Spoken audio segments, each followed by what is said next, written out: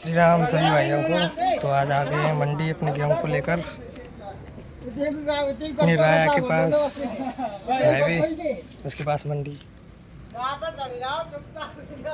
गेहूं का रेट चल रहा है 2400 2500।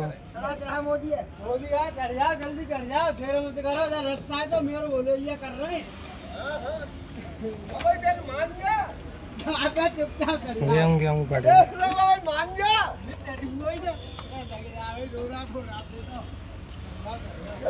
ये रहा आपका मैसी।